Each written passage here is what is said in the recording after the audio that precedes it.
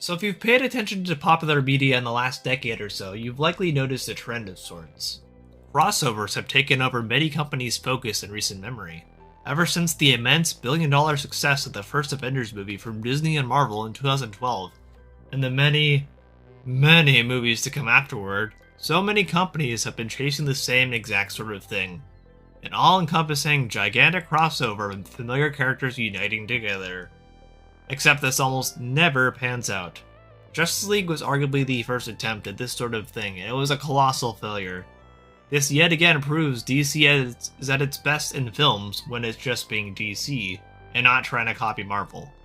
Another good example of this crossover mentality being attempted would be Scoob, which attempted to collect a lot of Hanna-Barbera characters together, and also massively failed.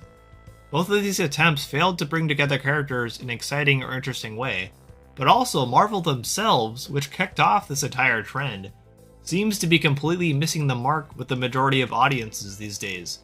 Full transparency, I don't care for most MCU movies, but I get why audiences enjoyed the first several or so. They were just fun, enjoyable movies you could sit down and have a great time with. However, people seem to be incredibly sick of these movies now, if anything, and have largely stopped going to see them. The crossover fatigue, as many are calling it, really seems to be setting in. Because of this, people seem to disdain any sort of idea of a crossover these days. However, I am of the belief a crossover can actually be a good thing, one done well. Let me explain. More specifically, I think the best kinds of crossovers are the ones that bring characters together, but in a way where they can introduce audiences to a new series or character they have never bothered looking into or may never have heard of. A great example of this would actually be Super Smash Bros. In the realm of gaming. This honestly might be the definitive example. There have been countless times when I picked up a game or series of games because of the character in Smash. I ended up playing Kid Icarus Uprising because of Pit's inclusion in Brawl. I played Fire Emblem Path of Radiance and Radiant Dawn because of Ike's inclusion. I checked out Persona as a series because of Joker being included in Ultimate as well. On the other side of the coin, because of my enjoyment of playing the Kingdom Hearts games when I was younger, although I find little enjoyment in them now, I was actually introduced to Tron and Tron Legacy, the latter of which was actually one of my favorite movies of all time now, through their levels in Kingdom Hearts 2 on the PS2, and Dream Drop Distance on the 3DS. Additionally, I also ended up watching Disney's adaptation of The Hunchback of Notre Dame also because of that 3DS game, which is now actually one of my favorite Disney movies ever, and one I've really come to appreciate more and more with age. Another example of a crossover that introduced me to a series that I likely would not have checked out otherwise would actually be Worlds Collide, which a lot of my audience may or may not be familiar with if you are not an avid reader of comic book adaptations of video games. For me, I live for this stuff.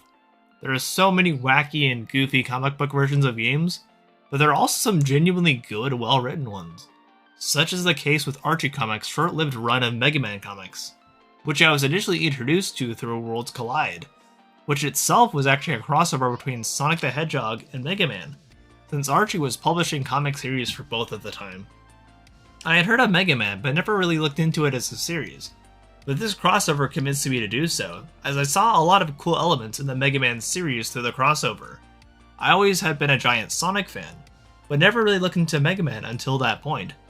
I ended up reading the Mega Man comics, and I gotta say, these are still easily the best video game comics out there, period. Heck, they might even be some of the best adapted comics to ever exist. Please, if you get a chance, please read them. They are so genuinely well written, and aren't afraid to get more philosophical and also incredibly dark at various moments. One other example of a crossover that introduced me to a series I never would have thought about trying out is actually Professor Layton vs. Phoenix Wright Ace Attorney. I had loved the Professor Layton games for many years, and liked their structure of logic-based puzzles that you'd work through to advance the story, while also having very charming art and characters and some genuinely emotional moments. I had never looked into the Ace Attorney series, however, despite friends telling me good things. However, when I saw the latest Layton game was actually a crossover between Ace Attorney and Professor Layton, my curiosity was definitely piqued. I ended up checking out the Ace Attorney series not long after, and definitely really enjoyed myself. The courtroom debates are so well done, and you feel that rush of adrenaline once you realize you have your opponent cornered.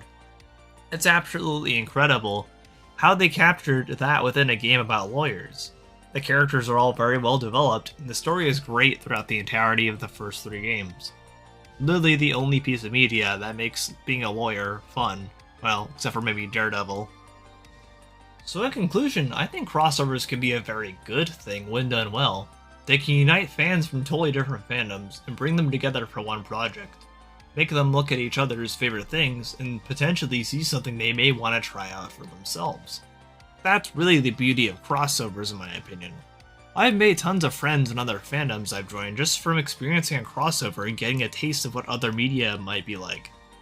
So despite the large amount of crossovers these days that fail to accomplish anything meaningful or interesting, I feel like there'll always be at least one crossover people can look back on and say, hey, I found something new with that.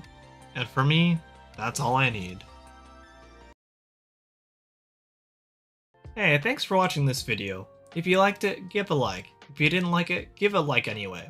I've been enjoying doing these media analysis videos quite a bit, and thank you for all the positive feedback on the last one, and all the constructive criticism too. It seems like a lot of people enjoyed that video, so I plan on making more, since honestly this is something I found I'm really good at, analyzing media and different tropes within media. I stream on Twitch 4 times a week if you want to check me out there, play a lot of retro games. I have a Discord too linked down below if you want to join that. I also use Instagram and Twitter to post out when I'm going live and various updates in life. Check me out there for now. But for now, I've been Noah the Otter. I'll see you on the Otter side. Bye!